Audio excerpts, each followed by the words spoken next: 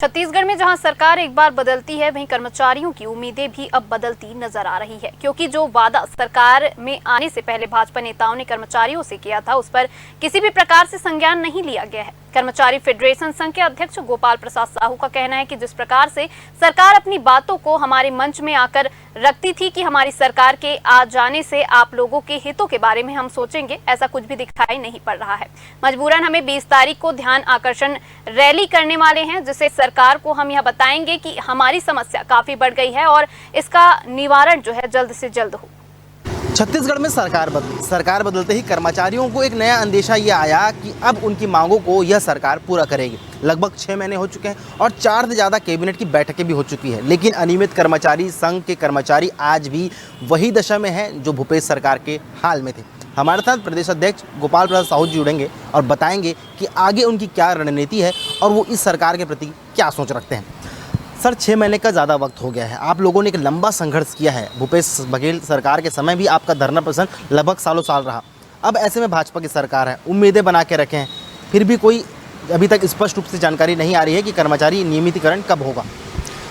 बिल्कुल आप सही बोल रहे हैं कि प्रदेश सरकार प्रदेश के 7 लाख से अधिक अनियमित कर्मचारी है, उसके प्रति उदासीनता बरत रही है और जिससे प्रदेश के समस्त अनियमित कर्मचारियों में एक निराशा और एक आक्रोश की भावना पैदा हो रही है। मैं बताना चाहूँगा, नियमितीकरण जो निकाले गए कर्मचारियों की बहाली, अंशकालीन कर्मचारी को पूर्णकालीन करने और आउटसोर्सिंग, ठेका, स्व सहायता समूह, समिति के माध्यम से नियोजित कर्मचारी उनको नियमितीकरण के दूर की बात है, अनेक विभाग से कर्मचारियों को निकाला जा रहा है। जैसे अतिथि शिक्षक है, सहकारिता विभाग से है, अतिथि शिक्षक एकलव्य विद्यालय के साथियों को निकाला जा रहा है। इस तरह से तमाम अलग अलग विभाग से नियमित कर्मचारी को निकाला जा रहा है, जिससे इनके हमारे मन में एक इस सरकार के प्रति एक आशंका पैदा हो रही है। और आपने हमारे मंच में आया था, आप हमारे मंच में आए थे और आकर के आप आश्वस्त किए थे यदि हमारी सरकार बनती है, भाजपा की सरकार बनती है, तो आपके नियमित कर्मचारी को जो समस्याएं हैं उस पर सकारात्मक पहल करेंगे। लेकिन आज 6 महीने से अधिक समय होने जा रहा है और सरकार हमारे समस्याओं के प्रति उदासीनता बरत रही है। एक कमेटी बना दी, कमेटी तो सालों साल बनते रहे, पहले भी बीजेपी सरकार में कमेटी बनाई थी, कांग्रेस सरकार ने कमेटी बनाया, उसके बाद फिर से बीजेपी सरकार ने कमेटी बनाया, तो इससे समस्या का समाधान नहीं होने वाला है। इन सारे मुद्दों पर हम 20 तारीख को एक ध्यानाकर्षण रैली कर रहे हैं और इस रैली के माध्यम से हम अपनी बातों को मजबूती से शासन प्रशासन के समक्ष रखेंगे और बताएंगे कि हमारी समस्या गंभीर है और इसको आप सॉल्व कीजिए। ये जो ध्यानाकर्षण रैली होने वाली है, ये कहाँ से शुरू होगी और कौन कौन से विभाग के कर्मचारी इसमें शामिल होंगे? देखिए भैया, छत्तीसगढ़ प्रगतिशील अनियमित कर्मचारी फेडरेशन में लगभग 80 से अधिक संगठन के कर्मचारी हैं और हमने सभी से बात किया है और पिछले जो 16 जून को बैठक बुलाया था उसमें भी सहमति बनी थी। उसके आधार पर हम एक किसी प्रकार का आंदोलन नहीं है, चूँकि हम माननीय मुख्यमंत्री महोदय से, माननीय उप मुख्यमंत्री द्वय से मुलाकात कर चुके हैं, लेकिन उनके तरफ से कोई सकारात्मक पहल नहीं होने से हम आहत हैं और अपनी बातों को रखने के लिए हम 20 तारीख को ध्यानाकर्षण रैली कर रहे हैं। मैं आपके माध्यम से हमारे समस्त अनियमित कर्मचारी साथी हैं, उनसे भी अपील करूंगा कि इस ध्यानाकर्षण रैली कार्यक्रम में उपस्थित होकर इस कार्यक्रम को सफल बनाएं।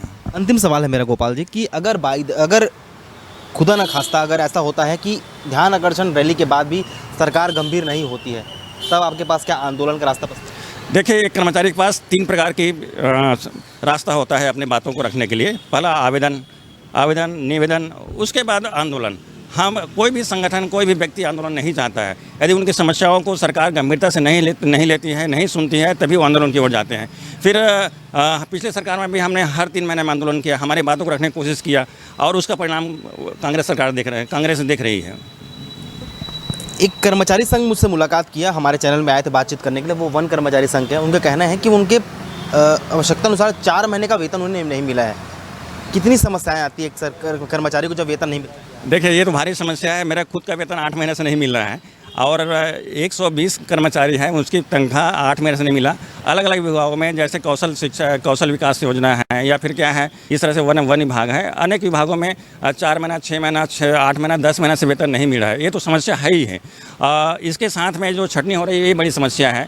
जो कांग्रेस सरकार ने 27% वेतन वृद्धि की बात की थी, जो सम्मान राशि देने की बात की थी दैनिक वेतनभोगी कर्मचारियों को, अनेक विभागों में नहीं मिल रहा है।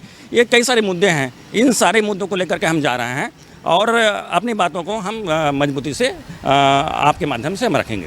चलिए आशा करते हैं कि आपकी बातों को भी सरकार गंभीर ले, और जो जानकारी हमें सामने आई है कि सरकार इस पर कुछ निर्णय लेगी, क्योंकि जिस प्रकार से माहौल बनाया जा रहा था कि भाजपा की सरकार आती है तो सुशासन की सरकार लाती है और किसी प्रकार से किसी भी व्यक्ति के लिए कोई भी प्रकार से गलत नहीं करेगी। अब देखने वाली बात होगी कि कैबिनेट की बैठक में कर्मचारियों के लिए निर्णय कब आता है। कैमरामैन मिथिलेश साहू के साथ ग्रैंड न्यूज़ रायपुर।